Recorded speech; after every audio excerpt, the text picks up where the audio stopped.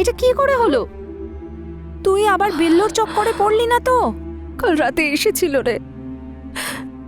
কে জানে কে যে আমার সম্পর্কে কি বলেছে। ওর মনে হচ্ছে আমার কারোর সাথে অ্যাফেয়ার চলছে। ভীষণ রেগেছিল।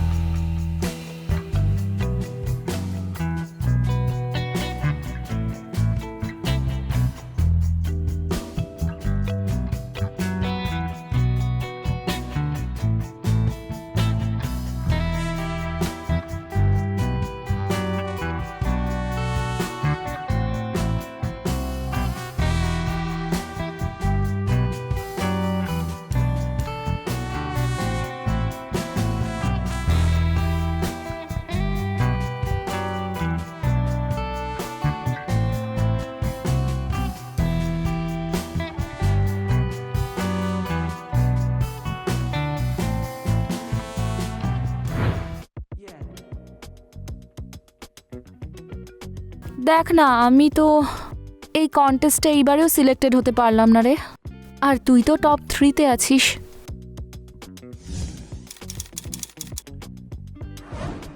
টপ 3 কি বলছিস? আমি হব টপ মডেল, আর তারপর ইন্ডিয়াস বেস্ট অ্যাক্ট্রেস।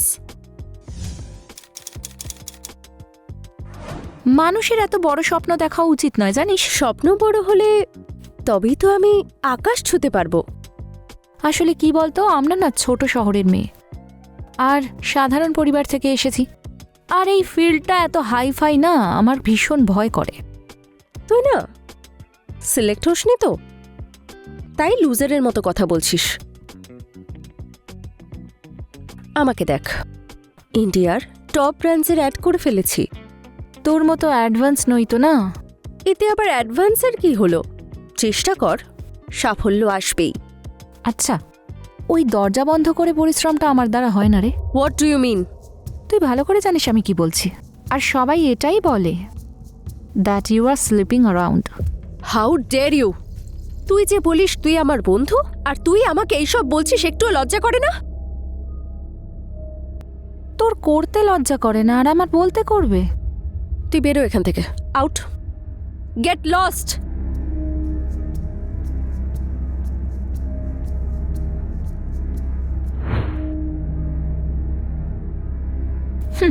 জানি না ও নিজেকে কি মনে করে। ওভাবে আমি ওকে হিংসে করি। How she dare to insulting me. ওকে আমি দেখেই নেব।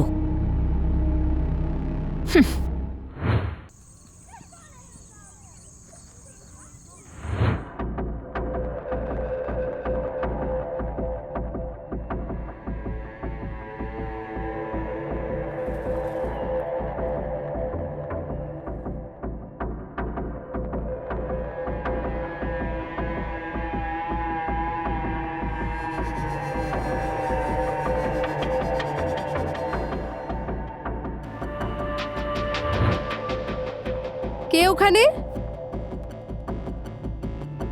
ওখানে কে?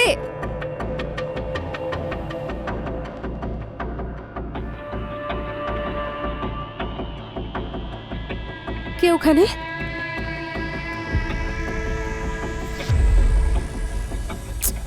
দরজা খোলাই রয়েছে। কে জানে আমার কি হচ্ছে আজকাল। দরজা বন্ধ করতেই ভুলে গেছি আমি। তুই যদি চিৎকার করিস না, তাহলে তোকে একেবারের মতো শেষ করে ফেলবো। তুমি তুমি এখানে কি করছো? তুই আমার ফোন ধরা বন্ধ করে দিয়েছিস, আমার সঙ্গে দেখাও বন্ধ করেছিস। আমার তোমার সাথে যা সম্পর্ক ছিল সব শেষ হয়ে গেছে। আমি তোমাকে ভালোবাসি না। তুমি এই গুন্ডাবাজি ক্রিমিনাল কাজকর্ম ছাড়তে রাজি ছিলে না। প্রত্যেক দিন তুমি কিছু না কিছু কাণ্ড করতে। আমি কি করতাম? বিল্লু বদমাস নাম আমার। আমার নাম শুনতেই লোকেরা প্যান্টে হিসু করে ফেলে। অনেক কষ্ট করে এই নাম আমি অর্জন করেছি, আর তুই চাস যে আমি এটা ছেড়ে চলে আসি? হ্যাঁ, আর কি করব আমি? কি করব আমি? তোমার জন্য আমি আমার জীবন শেষ করে ফেলবো?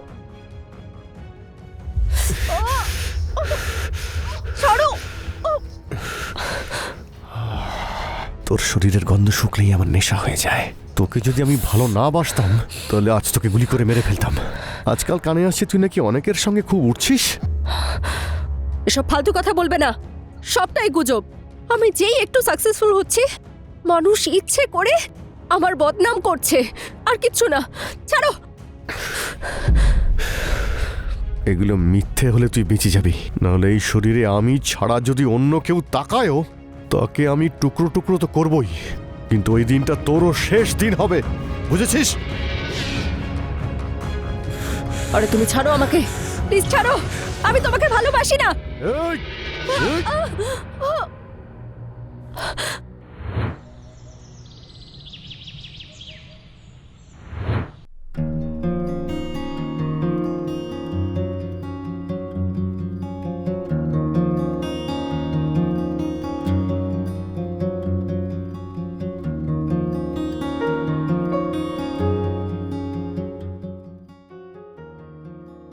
সুষমা, তুই? দেখ, আমি এখন কোনো ভাবনা চিন্তা করার মতো অবস্থায় নেই। তুই যা। একবার শুনবি তো আমি কি বলছি? প্লিজ শোন। কি শুনবো আমি? কি শুনবো? এটাই যে তুই এদিক ওদিক থেকে যা শুনে এসেছিস সেটা তুই এখন আমাকে শোনাবি। আই এম সরি রে। আই নো যে আমি জেলাস ফিল করছিলাম। আমরা এত ভালো বন্ধু, কিন্তু আমরা তো কম্পিটিটর ছিলাম, তাই জেলাস ফিল হওয়াটা খুব নর্মাল ব্যাপার। বোঝার চেষ্টা কর। ডু ইউ রিয়েলি রিয়েলাইজ যে একজন বেস্ট ফ্রেন্ডের মুখ থেকে এইরকম কথা শোনা কতটা কষ্টদায়ক? এতটা কষ্ট তো ফ্যামিলির লোকেদের টন শুনেও হয় না। শোন না, আমাকে ক্ষমা করে দে সোনা। সেই জন্যই তো ক্ষমা চাইতে এসেছি, বল। I am getting jealous, I know that, কিন্তু প্লিজ ক্ষমা করে দে রে। I will control myself, okay? Sorry. তুই তো একটা কিউট ছোট্ট মেয়ে। আচ্ছা শোন না, কি হলো রে? এটা কি করে হলো? তুই আবার বিল্লুর চক্করে পড়লি না তো? কাল রাতে এসেছিল রে। কে জানে কে যে আমার সম্পর্কে কি বলেছে। ওর মনে হচ্ছে আমার কারোর সাথে অ্যাফেয়ার চলছে। ভীষণ রেগেছিল।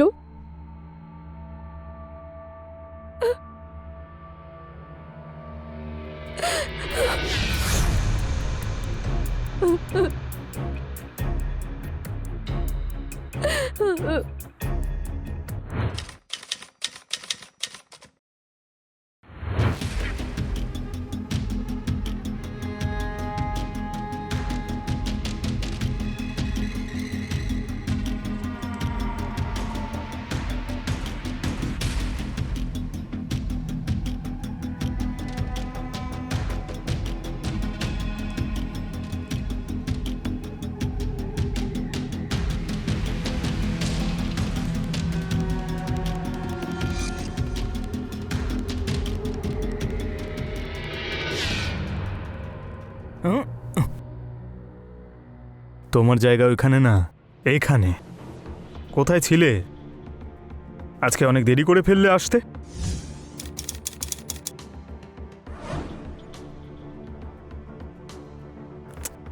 কি হয়েছে? আজ আমার জানের মুখটা এরকম দেখাচ্ছে কেন? কি আজ পার্টি করার কোনো ইচ্ছে নেই নাকি? না, সেরকম কোনো ব্যাপার না। তাহলে কি ব্যাপার? বিল্লু এসেছিল কাল রাতে। আর তুমি আবার ওর সঙ্গে? এক তো তোমাদের এই মেয়েদের চোখের জলের জন্য আমাদের সব পুরুষদের জীবন একেবারে শেষ হয়ে গেল। আচ্ছা ঠিক আছে, কেঁদো না। তুমি যদি বলো ওই বিল্লুর একটা ব্যবস্থা করব। না, না থাকবে বাঁশ আর না বাজবে বাঁশি। না। উফ, এই ভালোবাসা। যদি এত ভালো কেউ আমাকেও বাসতো। আমি শুধু তোমাকে ভালোবাসি। আচ্ছা, এমনটা মনে তো হয় না। তাহলে কি করব আমি? সুন্দর অভিনেত্রী, কিছু অভিনয় তো দেখাও। Come, dance with me.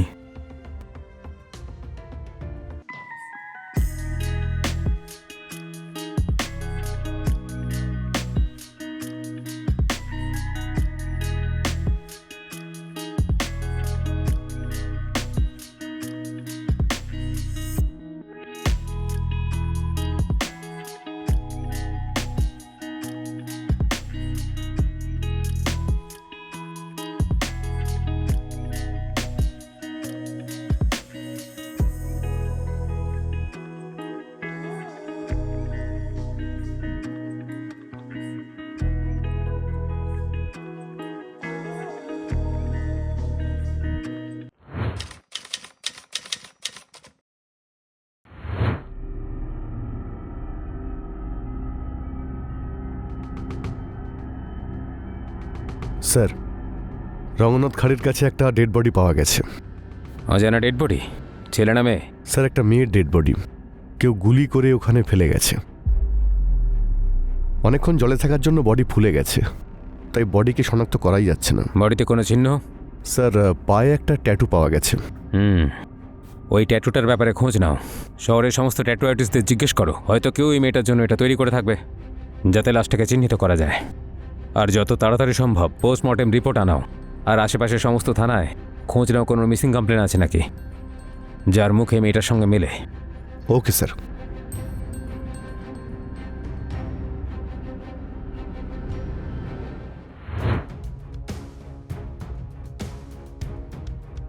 Sir, Sushma নামের একজন অ্যাক্টর আছে। উনি কয়েকদিন আগে পাতলিপাড়া পুলিশ স্টেশনে নিজের বন্ধুর মিসিং কমপ্লেন লিখিয়েছেন। ওনার বান্ধবী লেখা 15-20 দিন ধরে নিখোঁজ। ওকে নিয়ে যাও আর ট্যাটু দিয়ে বডিটা শনাক্ত করাও ফার্স্ট। আচ্ছা স্যার।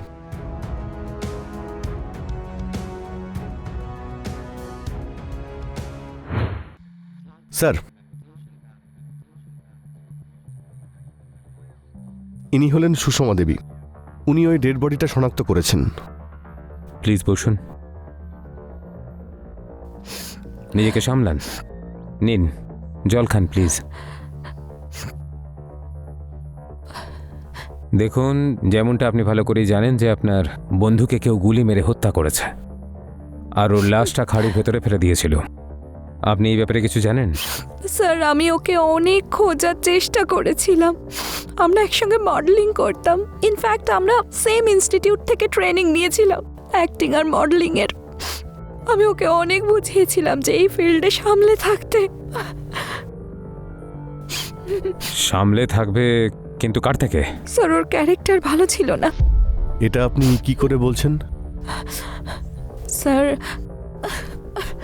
আমরা খুব ভালো ফ্রেন্ড ছিলাম। ও নিজের সব কথাই আমাকে শেয়ার করত, আর চারিদিকে এই কথাই রটে গেছিল যে ওর অনেকগুলো অ্যাফেয়ার ছিল। কার সঙ্গে অ্যাফেয়ার ছিল? স্যার, সেটা তো আমি জানি না। মানে শুধু গুজব শুনেই একজন মেয়ে হয়ে নিজের বন্ধুকে সন্দেহ করছেন, ওকে বদনাম করছেন? না স্যার, আমি ওকে অনেক আটকেছিলাম, অনেক বুঝিয়েছিলাম। আমার তো মনে হচ্ছে এই কাজটা ওই বিল্লোর। স্যার, ওই বিল্লু বদমাস? ওই হিস্ট্রি সিটার? কিন্তু লেখার সঙ্গে বিল্লুর কি সম্পর্ক? বিল্লু আর লেখা একে অপরকে ভালোবাসতো, অনেক দিন ধরে রিলেশনশিপেও ছিল। আর লেখা যখনই জানতে পারে ওর ক্রিমিনাল রেকর্ড আছে আর ওই ক্রাইম করার স্বভাবের জন্য লেখা ওকে ছেড়ে দিয়েছিল। বিল্লু তবুও ওকে খুব বিরক্ত করত। এই বিল্লুকে তুলে নিয়ে এসো। ঠিক আছে স্যার। আপনি বাড়ি যান।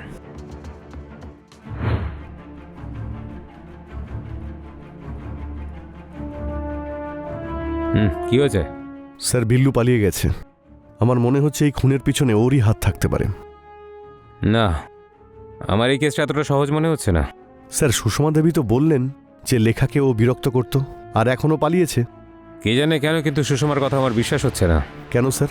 একটা পয়েন্ট তো এটাই যে একটা মেয়ে যে 1 মাস ধরে নিখোঁজ আর ওর ক্লোজ ফ্রেন্ডও, কিন্তু সুষমা শুধুমাত্র একটাই কমপ্লেন করেছে। ওকে আর কোনো খোঁজার চেষ্টাও করেনি, ওর বাড়ির লোককেও বলেনি, আর অন্য কোনো অ্যাকশনও নেয়নি। আর দ্বিতীয় পয়েন্ট স্যার? অন্য পয়েন্টটা এই ফাইল থেকেই জানা যাবে। তুমি লেখার কল ডিটেলস পেয়েছো? এর মধ্যেই আছে স্যার। এতে তো এরকম কিছুই নেই। ঠিক আছে, মার্ডার স্পটে তুমি কোনো ফোন পেয়েছিলে? না স্যার। একটা কাজ করো, লেখার ব্যাংক ট্রানজ্যাকশন ডিটেলস বের করো ফার্স্ট। ঠিক আছে স্যার।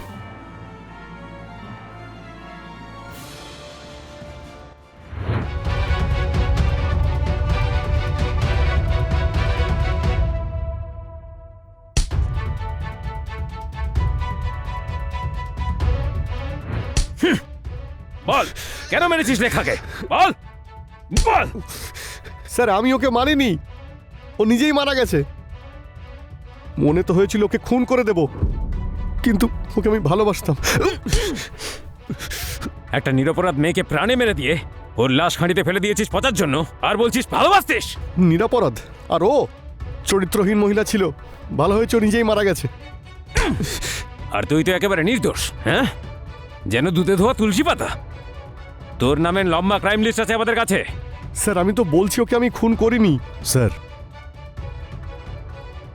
এর কাছ থেকে পাওয়া বন্দুকের গুলি আর মার্ডার ওয়েপেনের গুলি একবারে আলাদা। আর আমাদের কাছে মার্ডার ওয়েপেন নেই। ওই তো বলবে মার্ডার ওয়েপেন কোথায়। আর এইরকম ক্রিমিনালের জন্য বন্দুক বদলানো কি এমন বড় ব্যাপার? আরও একটা কথা স্যার,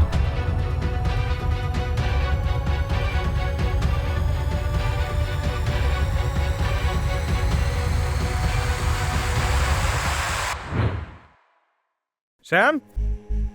হ্যাঁ স্যার। হ্যাঁ স্যার।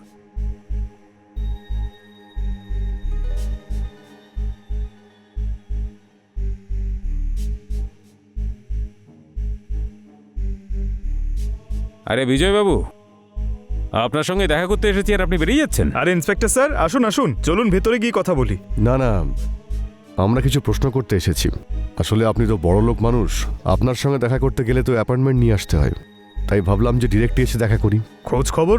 আরে আমি আপনার কোন কাজে লাগতে পারি? একটা মেয়ের মার্ডার হয়েছে, ওর নাম ছিল লেখা। লেখা? না, এই নামের মেয়েকে তো আমি চিনি না। মনে করে দেখুন, যদি আপনার মনে পড়ে যায়। স্যার, আমি যদি কাউকে একবার দেখে নিই না, তাকে কোনোদিন ভুলি না। আর এই নামের মেয়েকে আমি চিনি না। তাহলে এর ব্যাংক অ্যাকাউন্টে আপনার ব্যাংক অ্যাকাউন্ট থেকে এমনি এমনি টাকা যাচ্ছিল? আমার অ্যাকাউন্ট থেকে? একবার মুখটা তো দেখান। এই যে। আচ্ছা, একে আমি একটা অ্যাডভার্টাইজমেন্টে দেখেছিলাম, ওরই পেমেন্ট করেছিলাম হয়তো। এ তো বোধহয় পুরো জীবনে এত অ্যাড করেনি যতটা এর অ্যাকাউন্টে ট্রানজাকশন হয়ে আছে। আর মার্ডারের কিছুক্ষণ আগে ওর লোকেশন এখানেই ছিল, আই মিন ওর অন্য ফোনটার। আর ওই ফোনটাও আমরা খুঁজে পেয়ে গেছি। নিয়ে চলো ওকে। আরে স্যার শুনুন। আরে আরে শুনুন চলুন না। চলুন, সব শুনবো। চলুন, অনেক গল্প করব। বল, লেখার সাথে তোর কি সম্পর্ক আছে? তোর বিরুদ্ধে প্রমাণ আছে আমাদের কাছে। সারা জীবন জেলে পচবি, আর তোর জামিনও হতে দেব না। বল। স্যার, লেখার সঙ্গে আমার এক্সট্রা ম্যারিটাল অ্যাফেয়ার ছিল, আমি ওকে খুব পছন্দ করতাম। এই জন্য তুই ওকে খুন করে দিবি? না স্যার, ও তাহলে সত্যিটা কি বল? স্যার স্যার সত্যি সত্যি বলছি স্যার। স্যার, ও আমাকে ব্ল্যাকমেল করছিল স্যার। আমার আসলে কিছু টাকার দরকার। এই তো কদিন আগেই দিলাম তোমায় টাকা। আমার আসলে অনেকগুলো টাকার দরকার, 50 লাখ। পাগল হয়ে গেছো নাকি? আমার হাত থেকে মুক্তি পাওয়ার জন্য এটা তো ফার্স্ট ইনস্টলমেন্ট। কি আজে বাজে কথা বলছো তুমি? আমি আর এসব কিছু করতে চাই না, নতুন একটা জীবন শুরু করতে চাই। রোজ রোজ তোমার মতো শেয়াল কুকুরেরা এসে আমাকে ছিঁড়ে খায়, তাহলে ওদের থেকে যদি মোটা টাকা নিতে পারি, ক্ষতি কি? শোন, তোর মতো সস্তা মেয়েরা না আমার চারপাশে রোজ ঘুরে বেড়ায়, বুঝেছিস? কিন্তু তারা নিশ্চয়ই ভিডিও বানায় না। ভিডিও?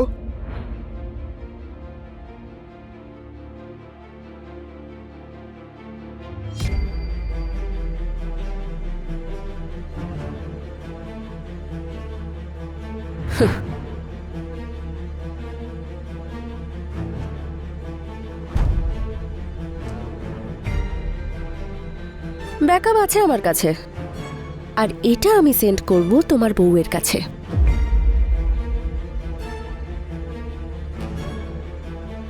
তোমার কাছে আর বাঁচার কোনো রাস্তা নেই, চুপচাপ টাকা ট্রান্সফার করে দাও। আমি ওকে অনেক বুঝিয়েছি স্যার, কিন্তু ও শুনছিলই না। আমার কাছে আর কোনো পথ ছিল না স্যার, ওকে মেরে ফেলা ছাড়া। এবারে এই আরামের জীবন ছেড়ে তুই জেলে থাকার অভ্যেস করে নে, কারণ মার্ডার ওয়েপেনটা পেলেই তুই গড়াদের পেছনে থাকবি।